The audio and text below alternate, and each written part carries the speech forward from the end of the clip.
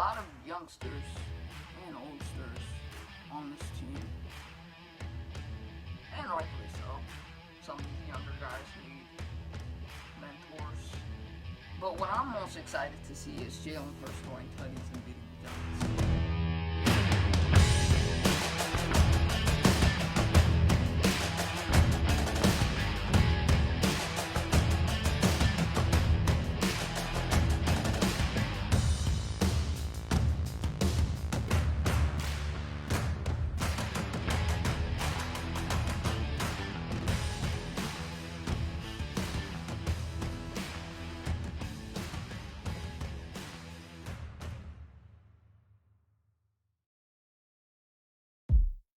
Hello YouTube, what's poppin'? It's your boy Big Play Slay here, coming back with another video.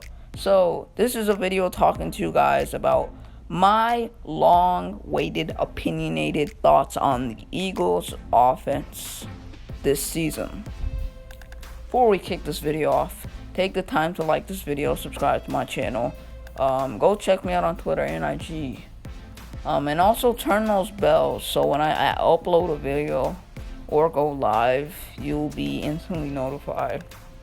Okay, starting off with the QB room.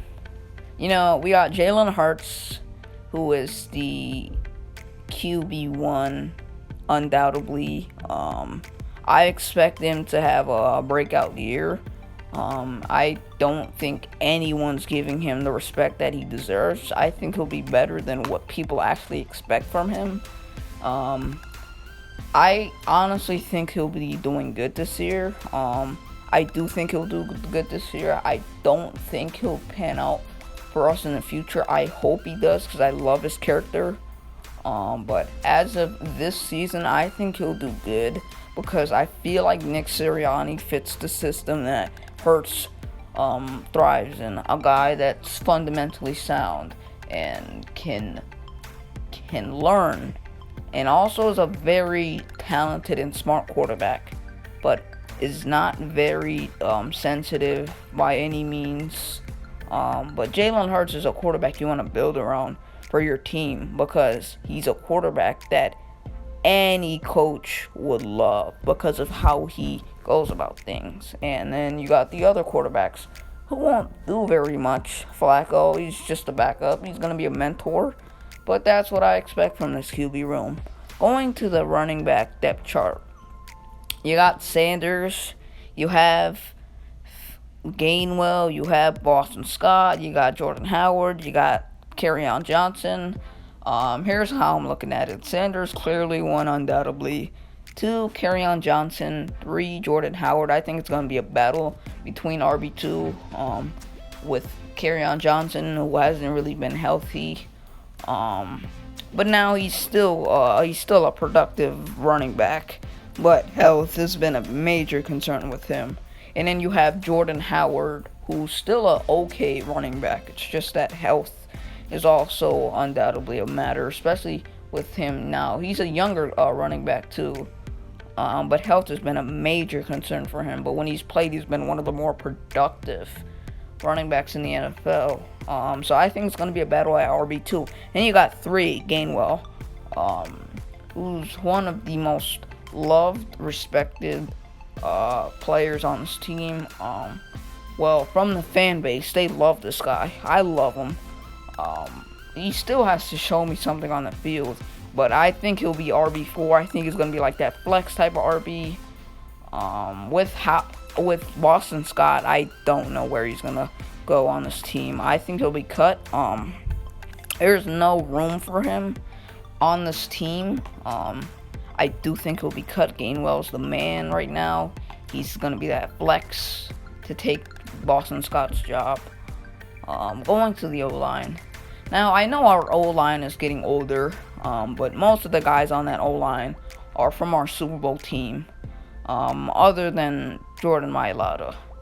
But now the younger guys have more respect, and once they are put in that position where they have to go play on that field without being told, they can thrive. Because last year They were just told to go out there and play. They did not think they were playing on that field. Now, undoubtedly, they'll play on that field and have no worries whatsoever because they played on that field already last year. And I give them props because no one can go play the best defenses in the NFL, which the Eagles played some of the best defenses in the NFL last year, and our O-line held their own. Against the Saints, who was the best defense in the NFL, the younger guys stepped up and presumed the challenge of facing the best defense in the NFL, and then they panned out in that game. But when it comes to the O-line, if everything goes right, if everything pans out right, I think this O-line is still one of the best in the NFL.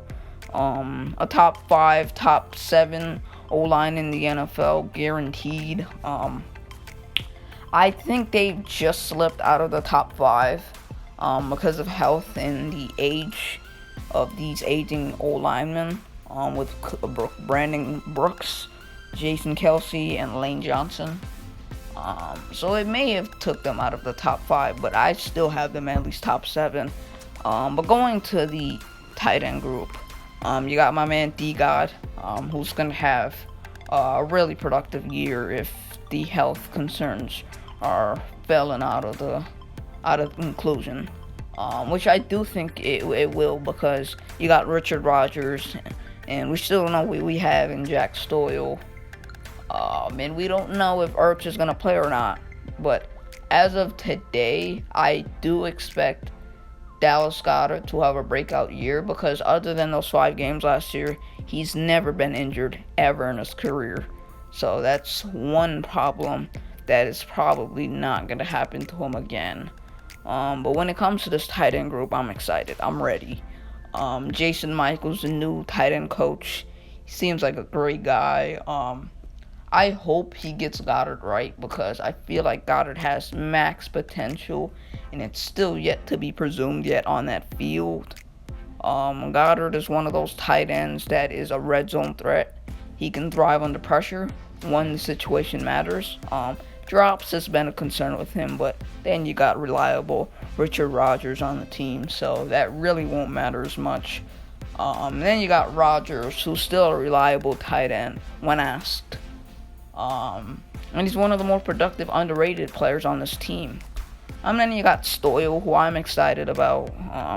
I want to see something on that field, but as of today, I do think he'll be tight end 3. But going to the receivers, this is my favorite unit out of the entire team. I just love this wide receiving unit. There's so many younger guys with max potential to still be exploded to the scene. Exploded onto the scene, I should say. But I think this receiving core is very underrated. We have younger guys that have max potential. Like guys like Rager, who I think will have at least 800 yards. You use him in the slot, and he is even better. I don't think he's a wide receiver 1. I think he's more of like a slot or a wide receiver 2. But it helps because you got Fulgham, who's probably going to be the wide receiver 2, or maybe the wide receiver 1 from the beginning of the season, and then the reins go on to to Smith. But I do think this receiving core is very underrated.